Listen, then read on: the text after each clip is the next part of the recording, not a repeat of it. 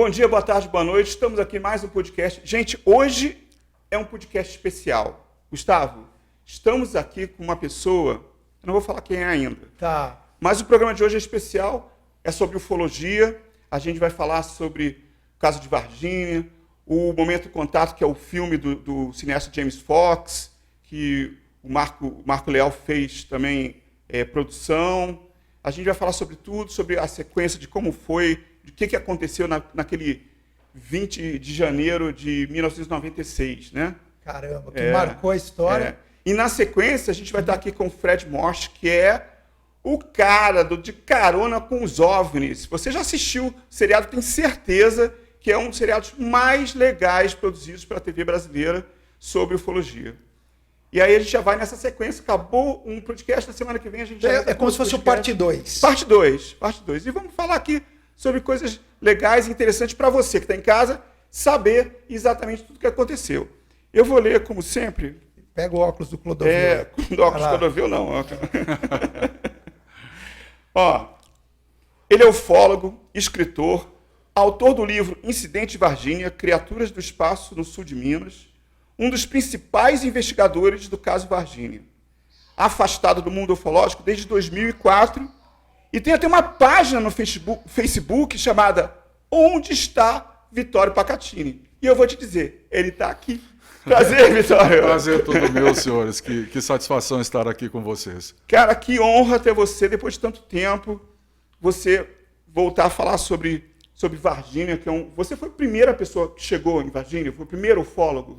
Não, eu vim na sequência, porque aconteceu do grande pesquisador, colega nosso, o Birajara Rodrigues, ele residir na cidade de Varginha. Então, ele já residia lá desde a infância e já desenvolvia suas pesquisas.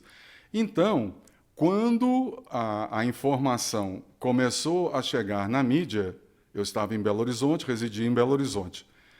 Né? Lembrando que eu passei uma parte da minha infância na cidade ao lado de Varginha, que por acaso é a terra do rei Pelé, o rei do futebol, chama-se Três Corações, 25 quilômetros de distância, muito perto. Então, conheço muita gente, muitos amigos da minha família, amigos meus de infância estavam lá. Como eu já desenvolvia pesquisas também há muitos anos, centenas delas, pesquisas de campo, quando surgiu a informação que 3 moças, 3 meninas, Kátia, Liliane e Valquíria, haviam avistado uma criatura muito estranha em Varginha, no bairro Jardim Andere, que era um bairro ainda por ser loteado, então tinha muito mato, um bairro muito grande, com aquelas trilhazinhas. E tinha vários terrenos ainda vazios. Totalmente, né? E com mato alto. E elas usavam esse terreno como ponto para cruzar de lá e chegar no bairro onde residiam mais abaixo, que é o bairro Santana. Quando a mídia divulgou... Era um atalho que ela fazia. Essas trilhazinhas, esses atalhos no meio desses lotes que as pessoas usam para cortar caminho.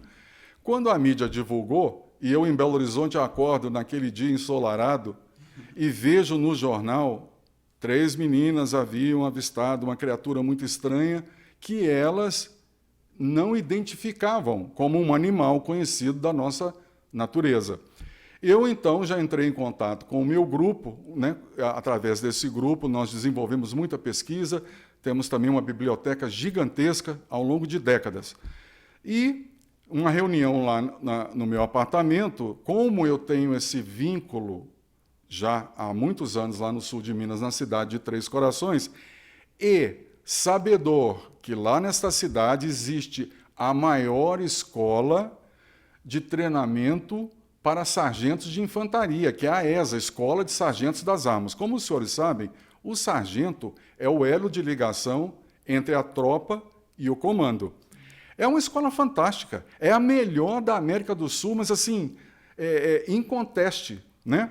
Muito bem organizada, o aluno que entra lá, ele sai um militar muito treinado, muito capacitado, não só para atuar dentro das Forças Armadas, mas para a vida, ele sai de lá preparado. A escola, enfim, todo o equipamento de infantaria, os tanques, e jipes e caminhões, eles têm todo um treinamento para lidar, né, com animais peçonhentos, eles sabem capturar, eles sabem tomar providências, eles se localizam no meio da mata fechada, né? Eu costumo dizer para os nossos colegas da ufologia que qualquer grupo de ufologia do Brasil e do mundo que tivesse um sargento treinado pela ESA teria um grande parceiro na pesquisa de campo, porque é aquela hora que a gente vai para o campo e fica lá, às vezes, amedrontado, tem que pernoitar, né? Você tem medo, né, de um conjunto de elementos da floresta, daquelas matas. Ter um sargento treinado pela ESA junto conosco, qualquer grupo de ufologia adoraria ter. Lamentavelmente, não foi assim que aconteceu. Então, eu tenho que primeiro fazer esse imenso elogio à Escola de Sargento das Armas de Três Corações, a melhor escola de treinamento de sargento da América do Sul. Eles são extremamente competentes, tão competentes que quando eu fiquei sabendo, que eu já conhecia a escola, e tinha amigos lá dentro da escola, os seus pais, tios, primos, alguns desses amigos de infância se tornaram militares também, hoje estão nas cabeças. Eu já fiz contato lá de Belo Horizonte com alguns lá em Três Corações e disse, eu estou indo aí para investigar. Então, é isso que eu quero saber, Pacatini. Entre a notícia do jornal, aí você já falou da idade, né, do tempo, porque ninguém lê jornal mais, né? Entre você ler o jornal, ver a notícia e sair, quanto tempo isso levou? Olha, 24 horas. Eu chamei o grupo lá no apartamento, naquele dia mesmo. Vocês já viram a primeira página do jornal Estado de Minas, que era a maior de circulação do Estado de Minas Gerais? Vou fazer uma reunião aqui em casa, porque eu já estou indo para o sul de Minas, já vou dar uns telefonemas. Fizemos a reunião com o meu grupo, conversamos, estabelecemos algumas estratégias. Eu já estava ali exercendo uma liderança no grupo já há alguns anos, e imediatamente fui para o sul de Minas, avisei minha mama, estou indo, a situação é essa, e já dei uns telefonemas. E fui para o sul de Minas. Não se esqueça, naquela época, porque a rodovia que liga Belo Horizonte ao sul de Minas é a rodovia Fernão Dias, a BR-381. Ela vai até São Paulo, capital. Três Corações fica aproximadamente da metade do caminho. A rodovia passa na frente da cidade. Então, eu já avisei, estou indo, liguei para uns amigos, né? Queridos, a situação é essa, preciso de informação, dá uma perguntada e tudo. Antes da noite eu já estarei aí, porque são, em média, 300 quilômetros. Quer dizer, você já começou sua pesquisa antes? Antes. Eu nem conhecia o Ubirajara só de nome, porque a ufologia naquela época, como não existia os smartphones, como o próprio e-mail estava nascendo em 1996, e os celulares não tinham. Era incipiente o uso, não tinha as redes. O celular ligava, né? Muito difícil conversar, ninguém tinha um aparelho, estava entrando. Na estrada não pegava, você está louco. Né? E também não existia o WhatsApp, não Telegram. Não tinha o grupo do WhatsApp, o grupo do... Nada. Então, a gente conhecia muitos colegas de nome, né? Nos contatos, às vezes era uma carta que você escrevia, às vezes era um telegrama, imagina. Então, eu sabia quem era o Ubirajara de nome, que era um dos nossos grandes colegas, dos grandes pesquisadores da ufologia brasileira. Eu ainda nem o conhecia. Muito bem, eu fiz um contato com alguns colegas, alguns conhecidos meus de infância, estou indo aí, a situação é essa, me ajudem. Porque se isso não tiver um fundo de verdade, nós vamos dar por encerrado. Entretanto, se tiver, nós vamos fundo na pesquisa. Ok. E fui. Então, como são, em média, 300 quilômetros, naquela época a rodovia Fernão Dias era um projeto para ser duplicada. Ela não era duplicada ainda, pista simples. Então, você tinha que ir com muito cuidado, muito movimento de caminhões, né? E fui para Três Corações, fui para a casa da minha mama, que ainda residia lá naquela época. Veja, chegando lá em Três Corações, eu fui procurar, existia uma coisa chamada catálogo telefônico. Eu fui, como o catálogo telefônico é do sul de Minas, então abrange Três Corações, Varginha, Lavras, e Baipendi, outras cidades ali por perto, né? Campanha, Pouso Alegre. Eu fui procurar na parte de Varginha, pelo nome, como se fazia, Ubirajara Franco Rodrigues, procurei, achei um telefone fixo dele. E liguei para a residência dele, né? Alguém lá atendeu, voz feminina, depois eu vim saber que era a esposa dele na ocasião, e me apresentei, disse: Ubirajara, você ainda não me conhece, eu venho de Belo Horizonte, vi a matéria no jornal, eu sei que você reside em Varginha, então, por ética e por atenção, é claro, né, você é o pesquisador que está em Varginha, eu estou tomando contato com você e gostaria de lhe fazer uma visita já amanhã para poder conhecê-lo e trocar uma ideia e saber, né, colher de você o que pertinente à Varginha, do contexto que se apresentou, você já tem conhecimento e, quem sabe, poder vir a somar. Eu ainda nem o conhecia. Ah, ok, ele marcou para o dia seguinte, depois do almoço, marcou lá o horário, deu o endereço dele direitinho, ok, estarei aí em Varginha. Só que, naquela noite, eu só iria para Varginha no dia seguinte. O telefone já começou a tocar lá na casa da minha mama, e os amigos de infância disseram, calma aí, rapaz, que a coisa aqui está muito complicada. A onça vai beber água. É um jargão que se usava na época, ou seja, alguém vai falar. Então, eu nem conhecia o Birajara ainda. Lá perto de Três Corações, uma cidade muito conhecida no Brasil todo, chama-se São Tomé das Letras. Sim. Famosa, esotérica. Então, tinha uma estradinha de terra, na época era a estradinha de terra que vai para lá. E ela conecta o meio rural também. Então... Você chegou em Varginha há quanto tempo, do dia 20, você chegou, que dia você chegou em Varginha? Olha, 2 dias depois, no dia seguinte eu cheguei em Três Corações, né, já fiz uns contatos, no outro dia subsequente eu já estava em Varginha com o Birajara. E antes de conhecê-lo, quando os amigos de infância já disseram a onça vai beber água, eu falei, e é hoje? É hoje. Então, por gentileza, acerta o horário, não fala comigo no telefone, viu? Manda alguém aqui, manda um mensageiro. Mandaram um mensageiro lá em casa. Vai ser em tal lugar, você pega a estrada para São Tomé, tudo deserto, tudo escuro naquela época, estradinha de terra, vai andar até tal ponto, vira para cá, vira para lá, nós vamos estar lá te aguardando, vamos levar uma testemunha militar que participou de uma das capturas. Ou seja, de cara você já pegou uma testemunha militar? De imediato. Naquela noite, eu só ia conhecer o Birajara no dia seguinte. Fomos para o lugar marcado, secreto, já levei naquela época, né? Já levei um gravador. Gravava em fita cassete, porque o lugar era todo escuro, não existia essas câmeras digitais. Era Rec Play, é isso? Isso. Né? Levei um gravador pequenininho, portátil, que se usava na época, porque naquela escuridão não ia dar para filmar, e a testemunha também, num primeiro momento, não aceitou ser filmada. Então, pelo amor de Deus, não me prejudica, você vai me matar, não vou matar ninguém, pode marcar o horário.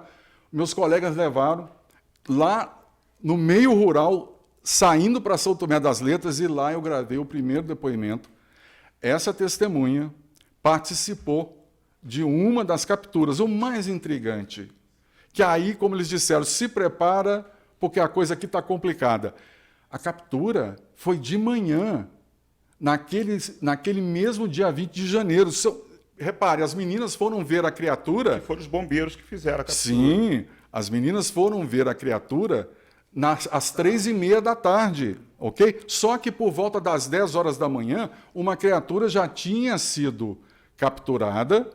Então, já de cara, eu vou te fazer uma pergunta.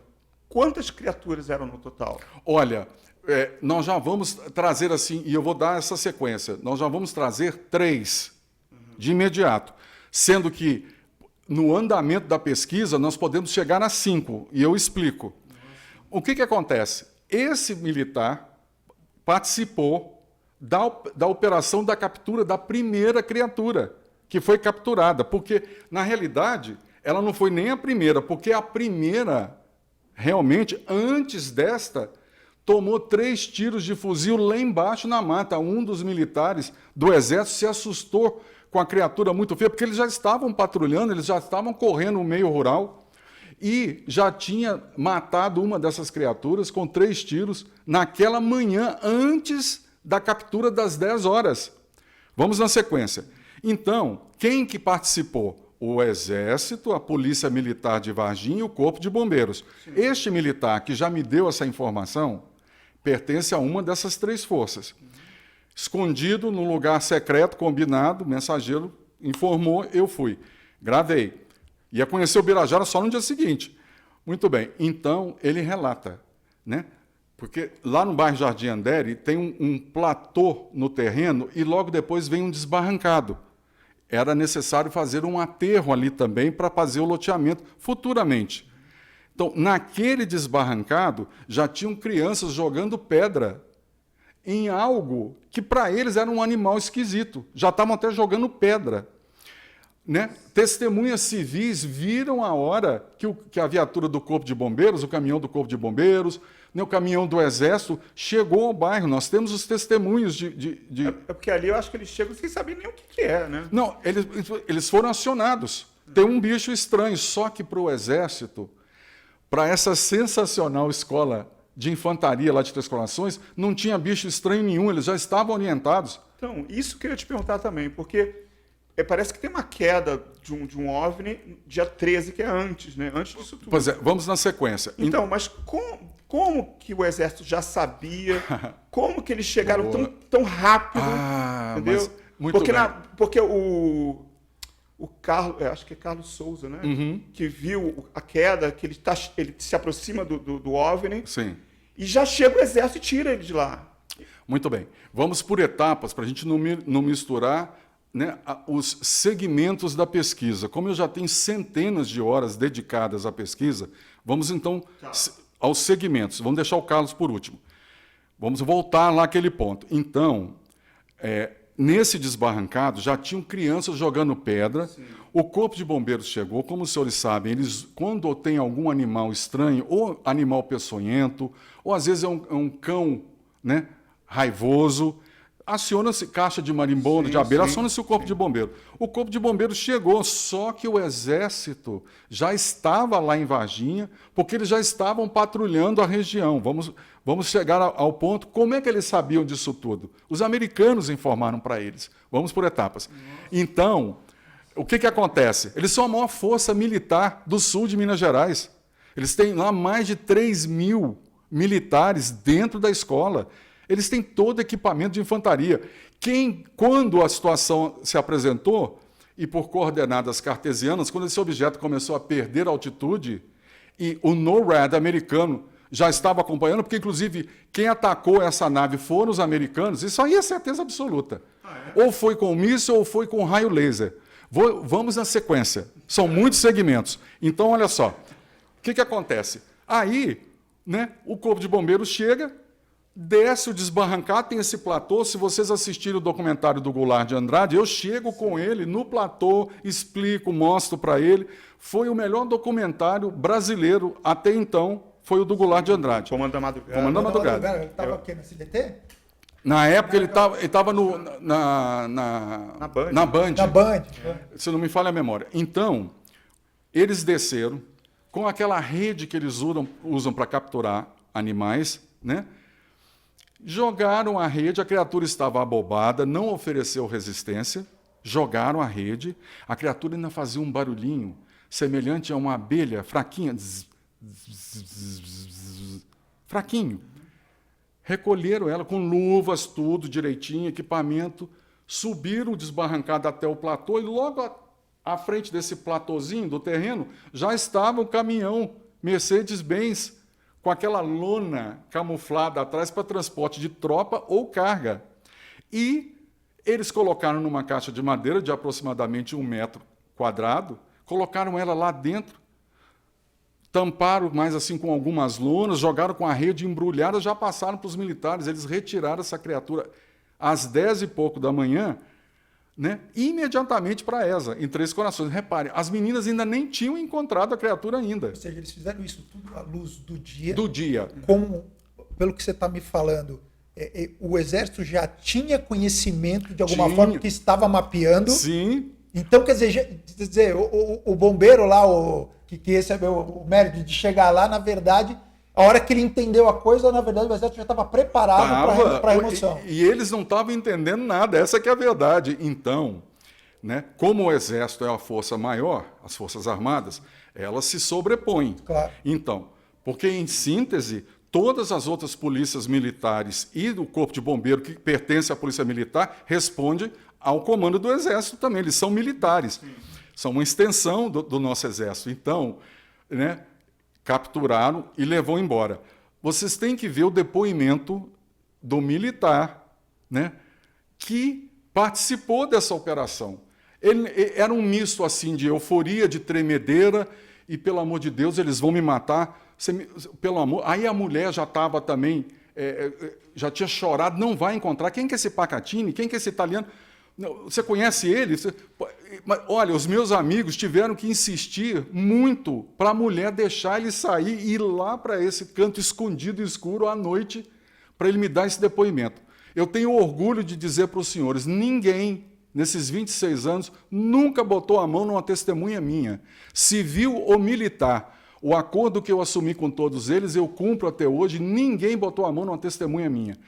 Aí, quando esse militar me contando tudo, e eu ainda perguntei para ele, você tem certeza absoluta, Pacatini não é deste mundo? Qual que é a descrição? Não, aquele corpo todo marrom, franzino, sabe? Pequenininho, em torno de 1,10 m, 1,15 m aproximadamente, aquela cabeça grande, aquelas protuberâncias que de longe parece um chifre, aquele olho. Tem até um desenho aqui. Isso, aquele olho que sai fora da órbita, vermelho, sem pupilas, sabe? E um cheiro de amoníaco, um cheiro forte, né? É a mesma indicação que as 3 meninas deram. Então, reparem, isso tudo acontecendo e eu ainda não tinha nem conhecido o Ubirajara. Isso tudo na noite que eu cheguei em Três Corações. Aí eu volto para casa e conto para minha mama. E minha mama veio dizer, meu Deus do céu, não se envolva com nada disso. Isso aí vai gerar um problema, como de fato gerou. Um gigantesco problema. Mas sabe como é que é? A pesquisa ufológica, né, está aí presente, nós entendemos que o público tem direito de saber, nós temos o direito de saber. Muito bem. Aí é que entra o avistamento das meninas. Então, elas estavam numa mudança, fazendo lá uma faxina, ajeitando uma casa que estava tendo uma mudança, e na hora de voltar para a casa delas no bairro Santana, cruzando uma daquelas trilhas lá no bairro Jardim Andere, por ser loteado futuramente, né? Tranquilamente, no meio do caminho, olha para o lado, está a criatura lá, agachada no muro. A primeira foi 10 horas da manhã. Aí, e isso é 3 horas da tarde, 3h30 da 3 tarde. da tarde. Elas passam, olham, levam um susto imenso, acham que tinham encontrado com o demônio, né? E gritos e saem correndo e vão embora para casa. Tanto é que elas chegaram em casa e disseram para a mãe delas, mamãe, nós vimos o demônio. E a mãe delas, a Luísa, muito guerreira, ainda disse, se o demônio apareceu para vocês, vai aparecer para mim, me leva de volta. Quando a Luísa conseguiu subir lá de novo, o bairro todo, sair do bairro Santana e chegar no bairro Jardim Andere, a criatura não estava mais lá no ponto. Muito bem, mas eles sentiram um odor fortíssimo também de amoníaco e uma pegada no chão, bifurcada, grande. Ela relata isso muito bem. Muito bem. Isso foi o que a mídia... O avistamento das 3 meninas. Foi o que a mídia relatou, foi por esse relato que eu fui para o sul de Minas.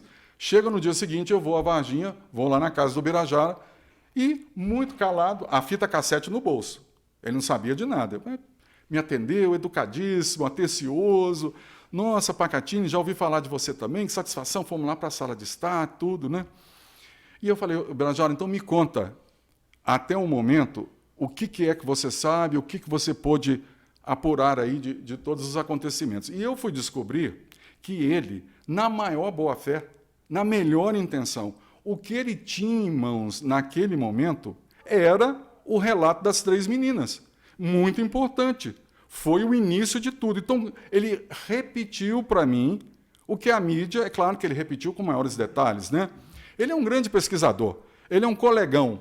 Ele é aquele pesquisador que todo mundo gostaria de ter na sua equipe. Ele é fantástico. Ele chegou conversando com você no mesmo nível, vamos dizer assim? Sim, me recebeu. Sem reter informação? Não, porque eu já cheguei com boas referências. Eu sabia quem ele era e ele sabia quem eu era, por referências, apesar de não termos nos encontrado pessoalmente. Então fomos com calma, fomos conversando, e eu então percebi que o que ele sabia era basicamente isso, era o que as 3 meninas já tinham relatado e a mídia estampou nos jornais.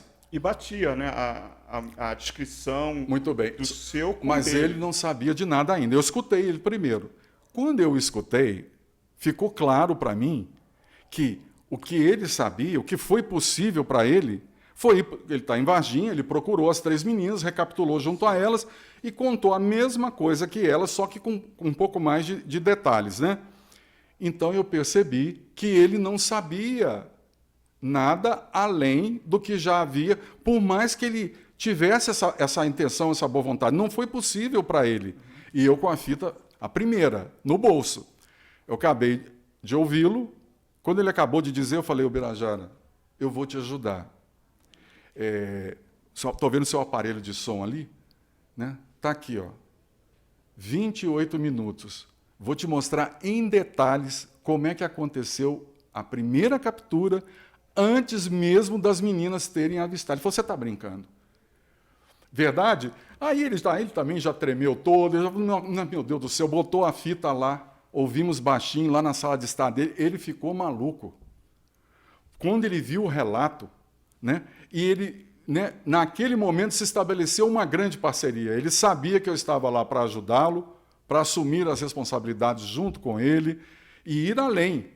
Então, este foi o primeiro depoimento militar relatando como aconteceu a primeira captura e, na sequência ali da casa do Ubirajara, nós fomos nas meninas e fomos informá-las, olha, antes de vocês terem avistado, já tinha sido capturada uma primeira criatura, nós fomos procurar lá no bairro testemunhas, tinha até um pedreiro que estava lá cuidando de uma obra, né? Ele relata quando os caminhões militares passaram na frente, depois foram atrás dele para intimidá-lo, mandaram ele calar a boca. E ali se estabeleceu uma parceria e nós desenvolvemos uma pesquisa de centenas de horas que nos mostram, sem sombra de dúvida, toda uma operação militar de acobertamento na captura dessas criaturas e retirada lá do sul de Minas. Os militares fazendo o papel deles, negando tudo, todos eles, todas as forças, o Exército, o Bombeiro e a Polícia Militar, todo mundo negando. Inicialmente eles disseram que era um casal de anões muito feios, tão deformados, tão feios que as pessoas se assustam. Só que eles foram na mídia falar isso e eu vim na mídia, na sequência, respeitosamente, desmentindo. E contando, não é isso não, a situação é outra. Muito bem. Como nós estávamos no mês de janeiro, pouco tempo depois viria o carnaval. Estava tudo armado e preparado para virar uma grande piada, uma grande gozação e, se bobear, um bloco carnavalesco até. Só que a coisa mudou de figura drasticamente, porque a partir do momento que eu cheguei na pesquisa, porque essa foi a primeira testemunha, eu solicitei a outros conhecidos que me ajudassem, os outros depoimentos vieram. Então eu passei a saber quem foi que participou, a patente, qual equipamento que usou, os horários, quem comandou, como é que foi feito, todo o modus operandi, né? Então, de cara, as pessoas que estavam se preparando para dar uma grande gargalhada e preparar seu bloco carnavalesco, acabou tudo. Não teve bloco carnavalesco nenhum, o pessoal falou, opa... Porque aí viu que a coisa era séria. Porque era mais fácil desmoralizar, né? Esconde tudo. Agora, todo, né, o conhecimento que você tem, eles costumam fazer isso, de abafar uma história dessa, para não alarmar a população? É por quê? Você está fazendo a grande pergunta. De 1 milhão. Exatamente. Esses anos todos que eu tenho estudado e trabalhado dentro da pesquisa de campo, essa é a pergunta que todo mundo faz. E eu vou responder para os senhores com a mesma certeza de muitos anos de pesquisa. Me permitam, vamos partir de 2 pilares. Os senhores sabem, né? O nosso planeta Terra, ele tem seus princípios, seus povos e seus princípios religiosos. Alguns são cristãos, outros são muçulmanos, etc, etc. Os senhores imaginem o impacto de ordem filosófica se a própria Bíblia... Eu sou cristão católico, fui batizado, somos italianos, somos católicos. A própria Bíblia nos diz que Deus criou o homem à sua imagem e semelhança. Os senhores imaginem, nós estamos não só o Brasil é um país cristão, como muitos outros países também são. Vamos começar pelo Brasil. Imagine o impacto. Mas então, se Deus criou o homem à sua imagem e semelhança, como é que pode uma criatura tão diferente de nós, não se parece conosco, e, ao que tudo indica, não pertencente ao nosso planeta, veio de onde? Então o Deus deles é outro. Imagine um impacto religioso, filosófico. Começa por aí. É melhor deixar calado. Porque enquanto as pessoas estiverem sem o entendimento, o conhecimento, elas vão continuar no seu dia a dia, seu trabalho, vão pagar a conta de luz, vão pagar a conta de energia e vão seguir adiante com suas vidas, né? Então, começa por aí. Segundo, o contexto militar.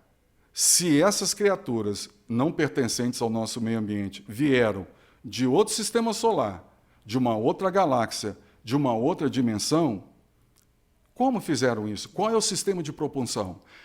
Qual é a metalurgia que preparou essa espaçonave? E o espaço aéreo não está seguro? Como é que você não viu isso? O espaço aéreo tem leis. Imagina um objeto que entra e sai, não dá satisfação, não pede licença. Né? O que eles estão fazendo aqui? Qual é a intenção? Então... E outra, né, torna todo o equipamento que a gente tem obsoleto. Totalmente. Isso cria insegurança. A gente fica à mercê da tecnologia. Então, se a nossa própria Força Armada não consegue lidar com o fenômeno, então nós estamos totalmente vulneráveis. Então, senhores, é muito melhor ficar calado, conduzir entre eles toda uma investigação, se conseguir colocar nas mãos nesses equipamentos oriundos destes seres, né? Estudá-los, fazer toda uma engenharia reversa, né, dentro dessa engenharia toda, as próprias criaturas, mas qual é o DNA dessas criaturas, como que elas sobrevivem, quem são. Então, vou dizer para os senhores, quem coloca as mãos dentro de uma engenharia reversa, num equipamento desse, domina o mundo por muitos e muitos anos. Então, aí uma coisa começa a se juntar com a outra. Então, quando você me pergunta, mas por que o acobertamento? Basicamente, já começa daí. Então, é muito melhor deixar o público de fora, que tende ao pânico, sim, e trabalhar isso de forma secreta, se for o caso, fazer intercâmbio com outros governos, dentro do interesse específico, e conduzir isso fora do alcance do público. Reparem que avistamentos, o registro de objetos voadores não identificados já acontece há décadas. Você pega o que ele está falando, pega o conto no rádio de Orson Welles, que para tudo, quer dizer, entra em colapso. E isso acontece, em estado de sítio mesmo, porque as pessoas vão ficar, por exemplo, preciso me proteger, daí ninguém vai trabalhar, a produção cai. Exato. Fica todo mundo em alerta. Pânico, as pessoas sofrem, as pessoas ficam sem dormir, começam a exigir explicações. Então, senhores, é muito mais fácil, é muito melhor, né, que seja acobertado, que a ciência estabelecida coloque as mãos no contexto. Essa ciência está dentro dos governos militares, eles fazem acordos com grandes empresas, grandes laboratórios. Dizem até que houve um salto tecnológico no planeta Terra depois de Roswell, né? Não há dúvida. Que é o chip, né? Sim. Que vem daí, que antigamente era tudo valvulado. Eu tive a oportunidade de ser convidado para fazer uma palestra em Roswell, né? Pouco depois da pesquisa de Varginha, que foi em 1996. Em 1998, eu fui a Roswell, tomei contato com os pesquisadores, visitei o museu e, conversando com toda uma equipe sigilosamente, eles marcaram um encontro secreto lá comigo, apareceram vários, inclusive o Stanton Friedman, o físico nuclear, né, que é o principal pesquisador. E, aproveitando o contexto, me permitam, a pesquisa de Varginha, lado a lado com o caso Roswell, são as duas pesquisas mais conhecidas no mundo. Com um detalhe, o caso Roswell, depois que ocorreu em 1947, o Stanton Friedman conseguiu trazer as primeiras informações mais contundentes 28 anos depois. Já na pesquisa de Varginha, pouco mais de uma semana, nós já estávamos na mídia divulgando como que aconteceu, quem participou, dando nomes, explicando as operações. Isso, por si só, faz a nossa pesquisa de Varginha um diferencial de todas as pesquisas relevantes do mundo. Roswell tem 75 anos, né, que aconteceu. Varginha tem 26, então as pessoas ainda estão lúcidas, estão bem, então tem muita ainda gente para dar. Testemunhas vivas não estão Entendeu? senil. O próprio James Fox fala no documentário que deixa ele assim muito contente, é isso, essa proximidade com o que aconteceu foi agora. Exato. Agora, aconteceu agora. Então, mas Pacatini, e esse salto? Porque assim, você falou de 5 criaturas. Uhum. Estamos falando de 2 até aqui. Como que foi 3. agora? A primeira foi fuzilada. A primeira foi fuzilada. Antes da captura. Por quê? Porque como essa nave, o que nós entendemos? Por um conjunto de fatores, nos levam a interpretar que essas criaturas não são alfa, elas são delta. Nós interpretamos ao longo da pesquisa que essas criaturas não nos sugerem serem os cérebros. Alguém as criou. Aí a coisa só vai se complicando, porque, como eu tenho conversado com os nossos colegas, reparem a guerra moderna.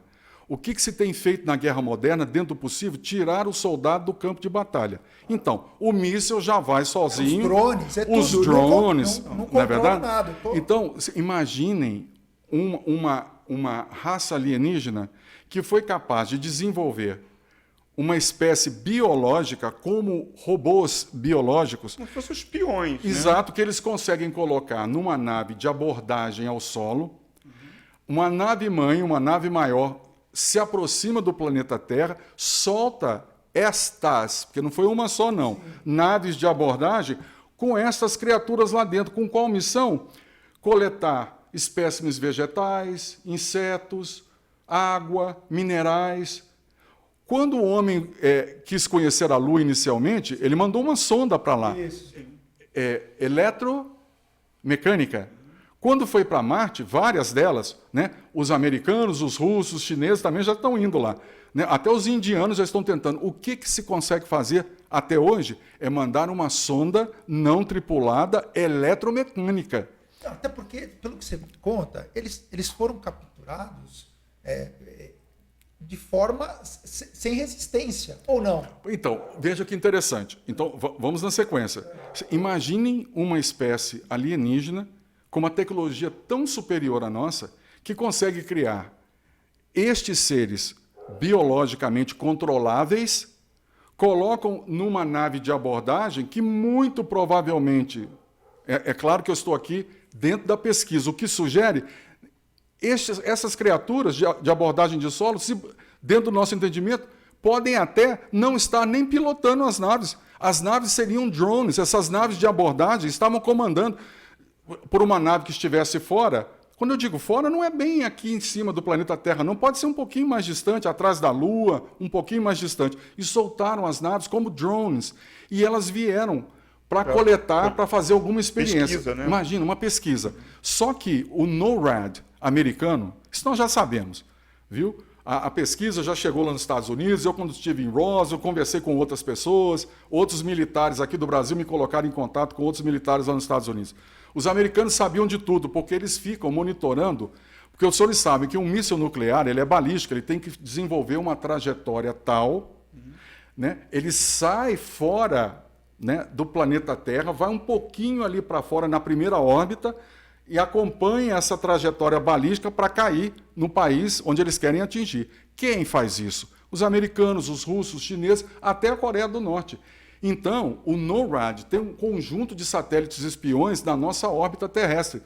Eles estão lá monitorando. Quando essas naves de abordagem entraram, né, elas foram abordadas, interceptadas pela Força Aérea Americana, e eu estou falando para os senhores com certeza, quem atingiu essa nave, eu vou explicar como, e ela foi perdendo altitude, ou foi um míssil, ou foi um raio laser de ataque da Força Aérea Americana, que tentou abordar, as naves foram se evadindo, eles conseguiram atingir uma delas, por coordenadas cartesianas, ela foi perdendo altitude, e o computador, por si só, já calcula. Olha, está passando da América Central, está indo para a América do Sul. Atenção, já passou pelo território do Amazonas, está indo para uma região chamada Minas Gerais. Qual é a força? E foi perdendo altitude. Qual é a força militar capacitada para tomar conta da situação? A sensacional ESA, Escola de Sargento das Armas. Eles foram cair exatamente no lugar preparado para isso. Preparado. Os americanos avisaram a ESA imediatamente, de forma sigilosa, colocou lá a sua equipe e já começaram a patrulhar, começaram a pesquisar pelas coordenadas cartesianas. Agora vejam que interessante, né? Naquela época, 10 quilômetros antes de Varginha, o casal Eurico e Oralina, né, que cuidavam de uma chácara, uma pequena fazendinha que tinha um gado, né, 10 quilômetros aproximadamente antes de Varginha. Acordam de madrugada, 1 e pouco da manhã, o gado galopando. A casinha onde eles moravam, de frente para este pasto, né, 20 metros de frente, e o pasto maior. A dona Euralina dá uma cutucada no Eurico e diz: estão roubando o gado aí fora. O Eurico falou: é mesmo, vou lá ver. Ela disse: não vai não, não vai não, esse povo pode estar armado, não vai não. Então eu vou abrir a janela. Aí ele abre a janela, né? A dona Euralina chega também do ladinho da janela. O que eles enxergam? Na frente da janela da casinha, né, um objeto parecendo um submarino, do tamanho de um micro-ônibus, no formato de um submarino. Por quê? Cilíndrico, com uma pequena cúpula em cima que não era de vidro. Ele parecia ser todo metálico. Era a impressão que passou para o casal. Só que esse objeto soltava muita fumaça na sua traseira. Está na contracapa do meu livro. Soltava muita fumaça. Ele voava, né, entre 2 e 5 metros de altura do pasto. Bem baixo. Baixinho, na frente da casa deles, e eles lá na janela olhando para aquilo, né? Soltando muita fumaça. E o Eurico ainda faz uma explicação, pessoa simples, falou: Pacatini, sabe quando você pega um pano assim, mais velho, esfiapado, se você colocar ele na frente de um ventilador, sabe quando o pano faz assim? Ele dá aquela balançada, está balançando. A traseira do submarino, soltando muita fumaça, tinha uns pedaços metálicos, alguma coisa, dona Euralina confirmando tudo, ambos viram, balançando, parecendo que estava estragado, soltando muita fumaça, lentamente. Então eu vou dizer uma coisa para os senhores: um avistamento ufológico de 2 minutos, de 3 minutos, é muito. Porque se eu aqui, em 1 minuto, né, eu tocar essa caneta, né, eu tocar o seu óculos, e depois perguntar para os senhores, em 1 minuto, tocar no microfone, o que eu fiz? Eu garanto, 1 minuto só. Os senhores dizem: você tocou a caneta, o microfone e o óculos. 40 minutos, uma eternidade ufológica. O casal Eurico e Oralina lá da janela, olhando para aquele submarino devagarzinho, passando, soltando fumaça, balançando a traseira. Pesquisas depois nos mostraram, foram os americanos. Só que quando isso tudo aconteceu, os militares da ESA já estavam todos alerta, eles já estavam vasculhando para tentar encontrar alguma coisa. E encontraram. A primeira criatura, eles tomaram um susto enorme, não estavam preparados. Né? Um dos militares atingiu com 3 tiros de fuzil, apesar de que ele disparou 4. 3 acertaram a criatura, matou na hora. Aí a informação já correu para os militares: olha, a criatura é assim, assado, não atirem, vamos tentar capturar. Ela tem essa e essa configuração. E assim foi. Então, eles já estavam patrulhando. Quando começaram a ligar para o corpo de bombeiro para dizer: tem uma criatura esquisita aqui no Jardim Andere, naquele dia que as meninas avistaram à tarde, nesse período da manhã, o corpo de bombeiro foi acionado. E imediatamente já informaram o exército, já se mobilizaram e capturaram a primeira. Na realidade, a segunda. A primeira já tinha morrido. Sim. Capturaram a segunda. E de tarde as meninas presenciaram a terceira. Vamos na sequência. Tá. O que acontece? Isso tudo correu à cidade. Muito bem. Os militares atentos a tudo, né? Foi quando o policial da Polícia Militar P2, Marco Eli Xerezi. O P2 é aquele policial da inteligência. Ele fica infiltrado, ele faz missões secretas. Excelente policial militar, novo no vigor da sua condição física, né? Foi incumbido, junto com o seu parceiro, de sair num carro à paisana e sair pesquisando lá à noite aquela região do bairro Jardim Andere, já que as meninas tinham relatado essa criatura. Eles já sabiam que, muito provavelmente, essa criatura estava por ali. O exército também atento, só que eles já estavam patrulhando também o Rio Verde, mais lá para baixo. Eles estavam exercendo muitas patrulhas. Então é provável que o Xerezi, né, ele tenha capturado a criatura que as meninas viram. Isso, na sequência, então, o que acontece? Eles estavam passando lá com o Fiat, né? Um Fiat, aquele modelo com porta-mala, lembra o Fiat Uno, né? Com aquele porta-mala, o modelo standard. E aquele bairro escuro, eles patrulhando naquelas trilhazinhas, a criatura passou correndo devagarzinho na frente do carro. Eles pararam o carro, o Xerez e o parceiro que estava com ele, e na euforia foram atrás. Só que a criatura, como as próprias meninas já tinham relatado, parecia estar se sentindo mal, não parecia estar bem. Nós já suspeitávamos, ou o calor estava muito grande, ou a pressão atmosférica, ela já estava sentindo, ao que tudo indica.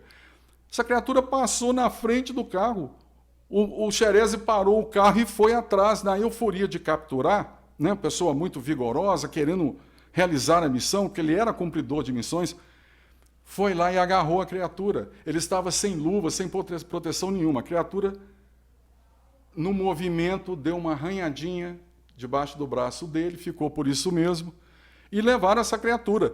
Como o Exército precisava ser avisado, eles também ali na hora não sabiam, mas a Polícia Militar tem contato dentro dos hospitais. Quando tem alguém ferido, baleado, eles levam para o hospital. E eles, nos contatos, nos conhecidos, eles foram primeiramente para o Hospital Regional de Varginha. Só que quando chegou lá, que os médicos, o pessoal, os enfermeiros viram, disseram, nós não temos condição de lidar com isso.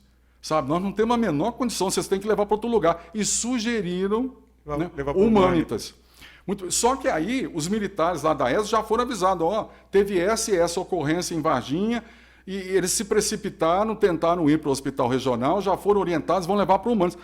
O Exército já entrou na situação, já fizeram os contatos no hospital e foi recebida lá no hospital. O grande detalhe é que este policial, Marco Elixerese, né, foi definhando, foi passando mal, foi perdendo a sua condição física, ficou acamado, foi internado, ninguém sabia o que ele tinha, fizeram um exame de sangue dele, né, e foi constatado, né, elementos tóxicos não identificados na corrente sanguínea dele, não identificados. Porque ele teve esse contato físico e se machucou, então, tipo assim, chegou a entrar na corrente sanguínea dele. Entrou algum vírus, alguma bactéria, algo que é letal. A nossa espécie humana, está vendo como é que o Exército também sabe trabalhar em silêncio? E se essas criaturas tinham, duas hipóteses, naturalmente uma condição desses elementos no seu corpo, ou será que quem os fabricou, já que nós estamos entendendo que eles são delta, deu a essas criaturas uma condição de defesa com um elemento químico no seu corpo altamente nocivo a nós, que se em algum momento ficasse numa situação difícil... Como sapo. Tivesse como se defender. E é bem provável, como o ser já estava passando mal, a gente também deveria ter alguma coisa nociva a eles também. Muito provavelmente. Então, quem os fabricou, muito provavelmente conseguiu colocar no organismo destes seres uma condição de resistência a muita coisa no nosso meio ambiente, talvez nem tudo. Sim. Então, aí é que vem, olha como é que a situação fica difícil, os militares se viram numa situação, o melhor não é só por causa da religião e do impacto filosófico, não só por causa da questão bélica, que eles também queriam estudar, sim, mas imagina... Saúde pública. Saúde pública. Ele foi definhando, aí nós fomos conversar com a esposa dele, a esposa dele nos relata que antes dele sair nessa missão, ele disse para ela, olha, estou saindo numa missão ultra secreta, eu não vou voltar para casa hoje, não posso falar com você, mas tem uma bomba que vai acontecer, depois a gente conversa. A esposa dele nos relatou depois que ele disse isso para ela antes de sair naquela missão que culminou com essa captura. Então ele já tinha noção do que era. Ele foi informado, deram os detalhes. Quando a criatura passou na frente do carro, ele parou o carro e foi atrás. Agora veja, o próprio médico que cuidou dele, em leito de morte, ele já veio a público e já disse, o policial Marco Elixerese disse para o seu médico, antes de falecer, que ele participou sim da ocorrência, da captura, que aquele ferimento que infeccionou, e nunca que curava, e nunca que sarava, foi porque a criatura o arranhou. Agora, os senhores imaginem quando... Aí nós procuramos saber onde é que a família do Marco Elixerese residia, numa chácarazinha também próxima. Outro ponto lá de Varginha, né? Chácara normal, onde se tem também um gadinho, umas galinhas, uma chácara normal, né? uma horta e tudo. Agora, os senhores imaginem eu chegar lá, eu e o Birajara, né? Nós na pensão, vamos procurar família? Não vamos procurar família. Chegamos lá, não tinha como avisá-los, nós não tínhamos o telefone, nós fomos pedindo informação. Olha, família Xerezio, sabe onde é que mora? Perguntamos aqui, ali, descobrimos, fizemos um mapinha lá num pedaço de papel, chegamos lá na chácara, já era noite naquela ocasião. Batemos na porta, veio o senhor Xerezio, né? Na sequência, eu falei, senhor Xerezio, eu sou Vitório Pacatini, o senhor não me conhece, esse é o Birajara Rodrigues, nós precisamos conversar com o senhor nos concederia alguns minutos? Muito sério. Não, faça favor, vamos entrar e tudo. Chamou a esposa, a senhora Xerezio. Eles sentaram na sala, aí veio a filha também. E eu disse, olha, os senhores vão me perdoar, cabe a mim, então serei eu que vou dizer aos senhores, viu? Eu estou aqui, só agora vocês imaginem a minha situação, para dizer para os senhores, porque se eu não disser, os senhores não vão ficar sabendo, que o seu filho faleceu, porque ele estava envolvido numa operação secreta de captura de um ser extraterrestre. Aí a mãe Xerezio já começou a chorar, quase desmaiou, caiu a pressão, eles tomaram o maior susto. Agora você imagina a responsabilidade de ir lá na casa da família, contar para eles, porque tudo foi acobertado. Ele faleceu, já mandaram sepultar, não teve velório, caixão fechado. Isso já demonstra muita coisa.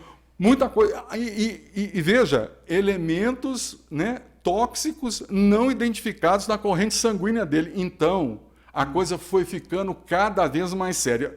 As forças militares negando tudo e eu na mídia. E aí convocamos na época... Você acha que havia a possibilidade deles nem saberem do paradeiro do filho, se morreu, se está vivo? Não, eles ficaram sabendo, porque quando ele ficou adoentado, foi numa sequência de dias. Ele foi se sentindo mal, dali a pouco ele não conseguia ficar em pé, foi ficando acamado, eles iam no hospital visitar, eles foi entrando num estado de coma, a situação foi se complicando, eles sabiam que era irreversível. Então a família, foi feito o sepultamento, ninguém abriu o caixão, tudo muito rápido, orientação, não é para abrir, é para sepultar logo e tal. Senhores, né, e o Birajara, o dia que fomos lá, mas aquele frio na espinha, mas dever cumprido. Eles ficaram sabendo da situação do filho por meu intermédio, quando eu disse para eles. Então, a coisa foi se agravando. Aí a Marta Xerezio, irmã dele, também se juntou a nós, foi também buscando mais informações, né? E, à medida que as forças militares iam negando tudo, eu vinha na mídia e dizia, não foi isso não, não é isso não. Aí eu comecei a incomodar, eu comecei a ficar muito chato, eu comecei a ser... segundo eles disseram para mim, um traidor, né, da pátria. Uhum. Porque se as forças militares estão cuidando de uma situação e estão acobertando, quem sou eu para ir lá contradizê-los e ainda dizer a operação foi essa, aconteceu assim, assim, assado, nesse horário, quem participou foi o fulano, fulano, fulano, quem comandou foi o outro senhor, como é que fizeram? Então, eu passei a incomodar de forma assim, gritante, um conjunto, eu não vou dizer de mentiras, eles são bons demais, o Brasil tem uma excelente força armada, eu não quero que eles fiquem melindrados comigo. Você fez essas denúncias, você deu os nomes de todos os militares no Fantástico. Inclusive no meu livro. Uhum. Aí, na sequência... Você se arrepende de ter falado os nomes? Mas em hipótese alguma, eu faria tudo novamente. É claro que a maturidade, a experiência que a gente vai ganhando, né, em qualquer dos nossos trabalhos, em qualquer das nossas profissões, o conhecimento, a maturidade, pode acrescentar melhorias no transcorrer da pesquisa, mas eu diria, a pesquisa ela aconteceu com muito critério, galgada nas ciências estabelecidas. Agora, vamos somar mais um fato? Repare, olha onde que a coisa chegou. Só que o Jardim Zoológico de Varginha, né, que é um lugar bonito, tem lá os animais, como qualquer zoológico, é um local que tem um quiosque. Este quiosque, o Jardim Zoológico, um pequeno quiosque, aluga para festinha de 15 anos, uma confraternização, alguma coisa. A entrada, inclusive, é independente da entrada principal. Aí, né, numa festinha de família, estava lá a doutora Leila Cabral, que era diretora, na época, do zoológico, e o veterinário doutor Marcos Mina, já tinham nos confirmado que naquela ocasião havia uma variação de tensão muito grande. Então as luzes lá dentro, porque o zoológico é uma verdadeira floresta, tem as jaulas, os gabinetes e tudo, fica muito escuro, dependendo do dia que você dá muita tensão, variação na tensão. Mas o quiosque estava funcionando, ele tem lá uma condição mais favorável. A festinha estava acontecendo, né? E Dona Terezinha Kleff, que era fumante, uma senhora conhecida, querida, a família toda, né? Uma senhora já naquela época com mais de 50 anos, sai na varanda do quiosque para fumar um cigarrinho, puxa lá uma cadeirinha lá, senta, né? No que ela olha para frente, numa distância de aproximadamente 7 metros, tinha uma criatura lá olhando para a cara dela. Na grade, porque como a varandinha ela está num patamar um pouquinho mais alto, então para ninguém cair ali embaixo, 1 metro mais ou menos de altura, tem uma escadinha para subir, puseram uma grade. Do lado de fora da grade, tinha uma criatura lá, apoiada na grade, olhando para ela. Essa, inclusive, tinha um capacete dourado na cabeça. É isso que eu ia perguntar. Essa é a famosa criatura que tinha um capacete. Dourado na cabeça. Dona Terezinha ainda conseguiu ver que ela tinha um tom amarronzado pela luminescência que emanava dos olhos. Que olhos? Olhos para fora da órbita, como se fosse um réptil, sem pupilas, com alguma luminescência que dava para ela ver a pele. Agora, você imagina pessoas humildes, né, pessoas simples, se deparar com um bicho desse. Então, Pacotinho, mas é aí que está o que nos faz realmente acreditar cada vez mais. Você tem que ver que teve gente muito simples, gente que não tinha, com perdão da palavra, a capacidade de criar uma história dessa. De jeito nenhum. E de repente você pega... E que nem se conheciam. Um não se conhecia. Outro, ninguém se conhecia. E aí você pega a inteligência do serviço militar que estava ali, que também dá o seu relato. Então, quer dizer, se você pegar a situação... São muitas pessoas relatando praticamente a mesma situação, né, que viveram, e com níveis culturais, intelectuais distintos. E esse foi um parâmetro da pesquisa. Sim. Dona Terezinha entra em choque, né? Aquele avistamento também, 5, 6 minutos, ela olhava, a criatura olhava para ela e ficou lá olhando. Ela não conseguia se mover, ela entrou em pânico, ela não sabia se aquilo era um demônio, o que era aquilo. Ela nem sabia exatamente o que tinha acontecido com as meninas. Muito bem, naquela ocasião. Aí ela entra, conseguiu forças para levantar, entrou, chamou o marido e falou, vamos embora agora. Falou, mas o que aconteceu? A festa aqui ainda está na metade. Agora, eu te conto no caminho. Aí, naquele pânico, ela apertando a mão dele, o braço dele, vamos embora. Fala para todo mundo encerrar. Vamos embora. E eles foram embora. E ela só encontrou forças para narrar o que tinha acontecido quando chegou em casa. Aí, nisso nós já estávamos na mídia, já estávamos com a pesquisa em andamento, eles nos procuraram. E nós fomos lá colher o depoimento dela. Mas vejam que interessante, a coisa só se complica. Senhores, na sequência, poucos dias depois, né, a doutora Lília Cabral, diretora, bióloga, o veterinário Dr. Marcos Mina, né, que tratava os animais com tamanho carinho, com tamanho cuidado ao ponto de darem apelido para os animais. Então, na hora que antes de ir embora, às vezes chama faz um carinho, chama ali na cerca, na grade, os mais tranquilos, né? Não os felinos, os leões. Dá um tchauzinho, de repente, depois de dar um tchauzinho, fazer um agradinho, volta no dia seguinte, está lá o Banzeco, apelido que eles deram para a anta. Banzeco, caído, morto lá no chão. Né? No dia anterior, antes do zoológico fechar no final da tarde, tchauzinho no focinho, um agradinho. Banzeco, caído. Né? Jaguatirica. Quantos animais no total morreram? 5, né? Em média. Né? Jaguatirica, veado, caatingueiro, aquele menorzinho. Né? Reparem, ficam em ambientes diferentes, comem alimentação diferente, né? São afastados um do outro. Todos estavam ótimos, muito bem cuidados. O que o veterinário fez? Bem, isso não está certo, como é que pode? Foi um susto, uma tristeza. Ele tirou as vísceras, mandou para Belo Horizonte para fazer o exame, para saber a causa mortes. O que foi que retornou? Elemento tóxico não identificado. Então eles morreram de quê? De não sei. de não sei o quê. Então, eles próprios, quando nós contamos para eles do avistamento da Dona Terezinha lá dentro do zoológico, eles próprios associaram uma coisa com a outra, porque não tinha explicação, não seria possível uma anta, jaguatirica, veado, caatingueiro morrer da noite para o dia, literalmente, né, e levar as vísceras, animais distintos, alimentação distinta, saudáveis. Então, o que a pesquisa começa a interpretar?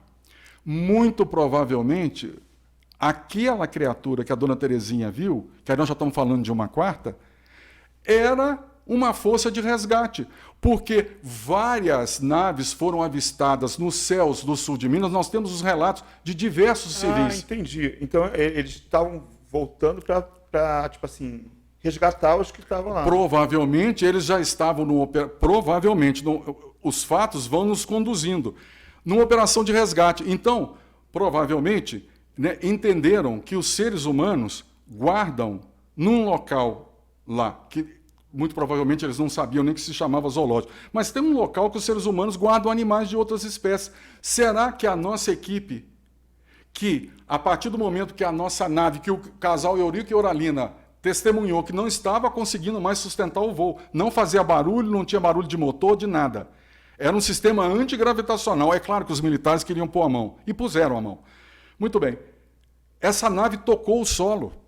As criaturas desembarcaram dessa nave. Várias outras naves foram avistadas em cidades circunvizinhas e até mesmo na região de Varginha, em Três Corações também. Nós temos os depoimentos. Então, no âmbito da pesquisa, começamos a suspeitar que essa criatura... Mas por que ela foi lá para dentro do zoológico? Porque provavelmente, à noite, tudo escuro, de alguma forma, ela desembarcou por lá, muita mata lá dentro, zoológico muito bonito, muito bem cuidado, né? E estava tentando encontrar os seus parceiros. Muito provavelmente, estes vieram numa outra nave também de forma muito apagada, muito sem barulho, e conseguiu.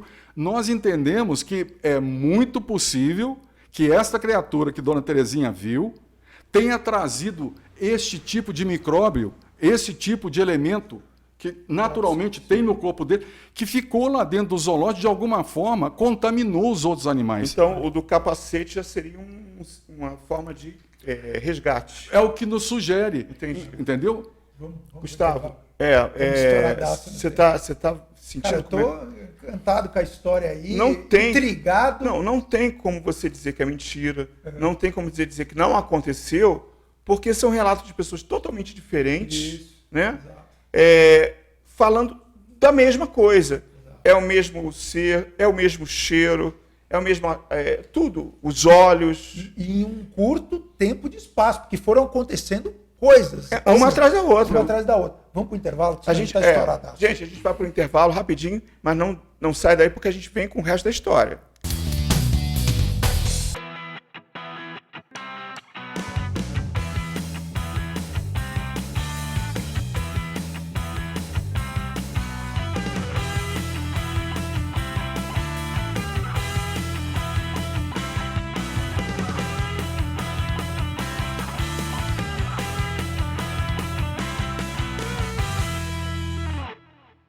Quer 10 motivos para você sair de casa hoje?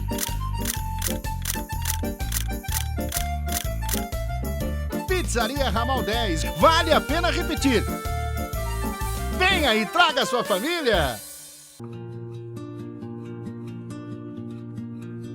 On me dit que nos vies ne valent pas grand-chose, elles passent en un instant comme fanent les roses. On me dit que le temps qui glisse est un salaud, que de nos chagrins il s'en fait des manteaux. Pourtant quelqu'un m'a dit que tu m'aimes encore. C'est quelqu'un qui m'a dit que tu m'aimes encore. Serait-ce possible alors?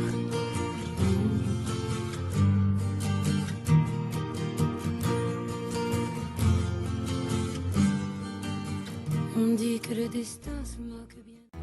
Você sabe o que é gatificação? É transformar seu lar em um lugar mais harmonioso e aconchegante para o seu gatinho. Casinhas, escadas, redes, prateleiras, pontes, arranhadores e muito mais. E tudo isso feito de forma artesanal, com segurança, qualidade e estilo. Você sabe onde encontrar tudo isso? É na Gato Rico Design para Felinos. Chegar no Tradição Urbana é sempre assim. O chefe Zezinho nos recebe para uma noite inesquecível. Entradas, um bom vinho, pratos com assinatura de um verdadeiro artista. Tudo perfeito, não falta nada. Aliás, só falta uma boa companhia, mas isso fica por sua conta. Tradição Urbana, Rua Ana Monteiro de Carvalho, 75, Sorocaba. Venha e se surpreenda. Gente, estamos voltando agora. Olha, uma história realmente fantástica. Acho que Roswell, assim, é conhecida internacionalmente. Acho que Varginha está começando a, tipo assim, a ganhar um mundo, porque são duas histórias fantásticas sobre um OVNI que caiu, sobre criaturas capturadas. Só que o Roswell aconteceu em 1947, Varginha aconteceu em 1996, e é muito recente, então está muito na memória das pessoas. E estamos aqui conversando com o Pacatini, que é um dos primeiros caras, junto com o Birajara, que tiveram pesquisando isso. E na sequência, semana que vem, a gente vai estar com o Fred Morse, está aqui no estúdio aqui com a gente também. E a gente vai dar, semana que vem, já continua com outra história, vamos falar sobre o seriado e tudo. Mas vamos concluir a história de Varginha para a gente poder falar sobre o filme também. Perdão, senhores, o que eu posso lhes relatar também nesta nossa conclusão é que fotos e vídeos das criaturas, porque na sequência, depois que eles tiraram... Existe foto e vídeo. Mas eu estou dizendo para os senhores com certeza absoluta. Existe sim. Vamos aqui na sequência. Porque essas criaturas foram retiradas lá do sul de Minas, elas foram levadas para a Unicamp. Quem comandou essa operação nós já sabemos, já divulgamos, como que o comboio foi para Campinas, né? O grande cientista brasileiro que muito trabalhou pela ciência no Brasil, que é o professor Dr. Badam Palhares, foi solicitado a fazer uma análise dessas criaturas, né? Tentar identificar o máximo possível, antes que elas fossem cedidas para os americanos, que já estavam lá postos para retirar essas criaturas do Brasil. Pacatini, se eu não te interromper agora e te fizer a pergunta, não para de chegar a pergunta, incrível a tua força aqui. E chegou do Bruno Slonick, Bruno Abraão, ele perguntou o seguinte: você chegou a ver vídeos de autópsia? Eu sabia que essa pergunta ia chegar mais cedo ou mais tarde. Então, eu tenho que ser muito estrategista para respondê-la. Então, o que eu posso dizer? Sim. Senhores, toda vez que eu tenho estado, digamos assim, mais quietinho, sim, dentro de uma estratégia, não só eu, como alguns outros colegas que estão dando sequência também na pesquisa. Porque cada vez que eu apareço na mídia, as testemunhas arrepiam, ficam com medo e tendem a desaparecer. Morre de medo. É inacreditável como isso acontece até hoje, 26 anos depois. As fotos e os vídeos que estão nas mãos militares, já me foi informado, e eu concordo, tem toda uma estratégia militar, né? As nossas Forças Armadas são sensacionais, elas têm um Brasil inteiro para cuidar, não é só a Amazônia, não. Eu estou aqui, mais uma vez, tecendo um grande elogio a eles. Então, existe um acordo. Se vão ou não divulgar, será um meio militar que irá divulgar. Sim. Ok? Eu diria para os senhores, o que existe na mão deles, nós já sabemos. Nós já sabemos, viu? Como é de outro mundo. Mas eu diria para os senhores, não tem a menor sombra de dúvida. Isso aí eu já sei desde 2012. Desde 2012. Ok? Como é que é o que as meninas relataram, é o que os outros militares relataram, é o que a dona Terezinha Klepp relatou. Ok? Os militares decidirão, esses nossos grandes guerreiros decidirão quando será o momento para que eles tragam a público, se eles entenderem que vai ser o caso. Isso é um acordo que eu fiz com eles. Entretanto, outras filmagens e fotografias foram feitas por meios civis, lá dentro dos hospitais, o regional e o Humanitas, como lá na Unicamp também. Essas pessoas, ok, já entraram em contato comigo E depois também, na sequência, veio o nosso grande parceiro pesquisador, o Marco Aurélio, né? Querem trazer esse material para as nossas mãos. É só eu ou o Marco Aurélio ou qualquer um dos nossos colegas aparecermos na mídia, começa a tocar o telefone, vem mensagem, mas vocês vão falar? Mas vão chegar na gente, vão identificar, não, fica quieto. Ele vai falar alguma coisa? Ou não seja, vai? as pessoas ainda têm medo Inacreditável. do que possa acontecer com E ela. eu já disse a eles, eu vou fazer a exposição do meio civil, a hora que eles assim permitirem. Se tiver alguém lá que seja identificável, a gente altera os pixels, não deixa identificar. Se tiver um anel, qualquer coisa, uma tatuagem, a gente... É o famoso disque denúncia. Fica à vontade que vai ter... A gente trabalha, não total. deixa identificar ninguém. Mas esse material já está nas nossas mãos, digamos assim, para ser revelado há 26 anos. Porque eles fazem contato, se eu venho na mídia, se o Marco vem na mídia, ou outros dos nossos colegas, some todo mundo. Então, isso já foi e voltou várias vezes. Por isso é que nós estamos num momento assim, num jogo de xadrez. Eu já falei para eles, nós já estamos esperando pelos senhores há 26 anos. Alguns dos nossos colegas, como o querido Claudeir Covo, a maior expressão da nossa ufologia brasileira, já faleceu. Né? E outros também. Então, eu já disse para eles, vocês vão ficar esperando todo mundo falecer? Sim. Então, eu diria, esse material existe, em mãos civis. Nós estamos trabalhando para trazer a público. Agora, o do meio militar, senhores, é absolutamente gritante, é definitivo, é muito mais nítido e muito mais bem trabalhado e de maior duração do que a do meio civil, porque a do meio civil foi dentro dos hospitais. Imagina se em 1996 a gente tivesse celular com câmera como a gente tem hoje. Não, teria sido muito diferente. Que teria sido postado na hora, né?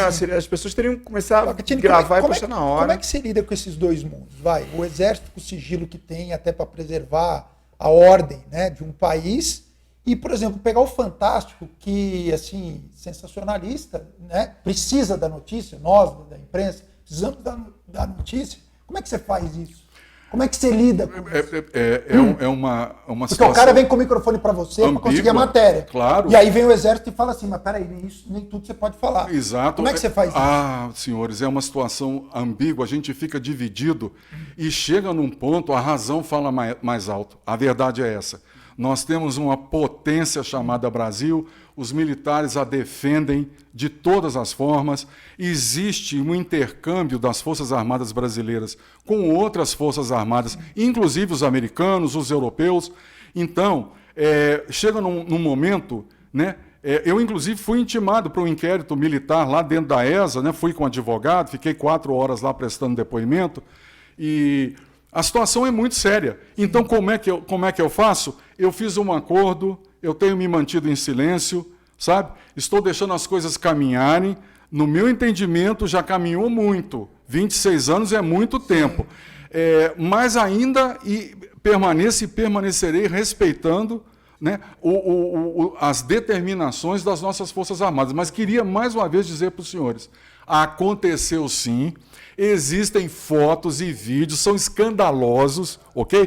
Tenho conhecimento de tudo isso, vai chegar a hora certa, lá, de mostrar tudo, lado a lado com o caso Roswell, Varginha, e agora, dentro do documentário do nosso querido James Fox, o nosso colega, está de novo, né, adentrando não só a mídia brasileira, o mundo, e é um dos casos ufológicos mais importantes do mundo. A gente está aqui com um post do documentário.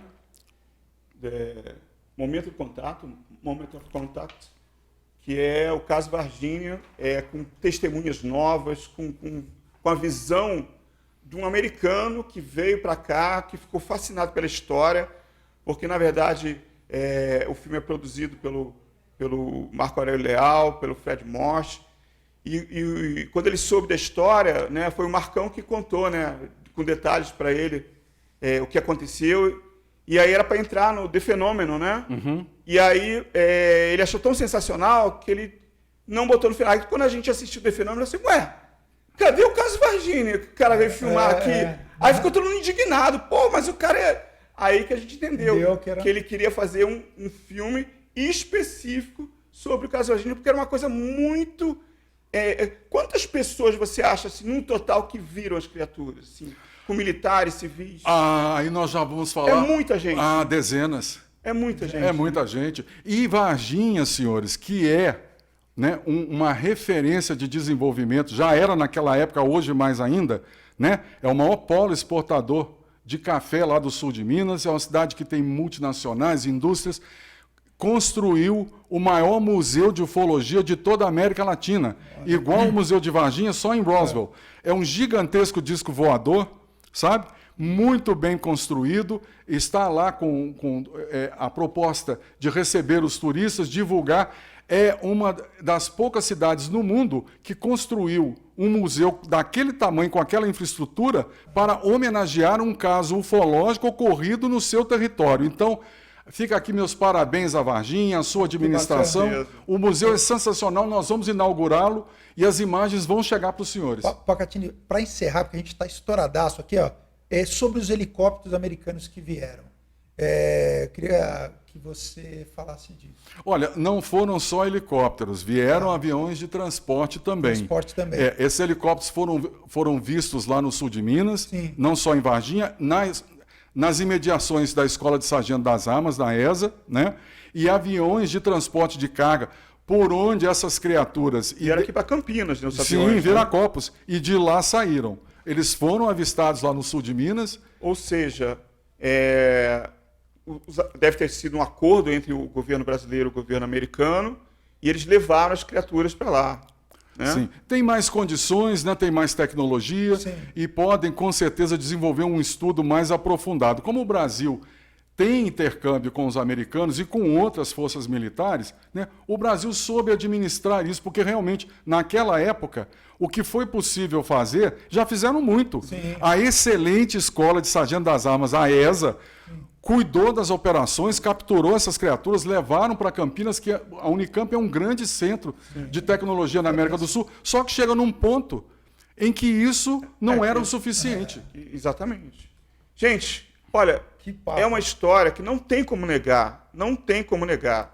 Você pode dizer, é mentira, não tem como negar. Fala do documentário, como é que faz para assistir, entendeu? Como é que faz para... O documentário estreou aqui em Sorocaba, a estreia nacional foi na cidade de Sorocaba, que o Marco Aurélio Leal trouxe para a gente aqui, o James Fox autorizou. Mostra de novo o cartaz. Cartaz aqui para você, olha aí, tá vendo? Tampa a cara do Chuca que ajuda muito. E é isso, gente. Provavelmente vai estar em alguma plataforma de streaming em breve. A gente não sabe ainda qual é direitinho que está sendo negociado isso, mas em breve vocês vão poder assistir.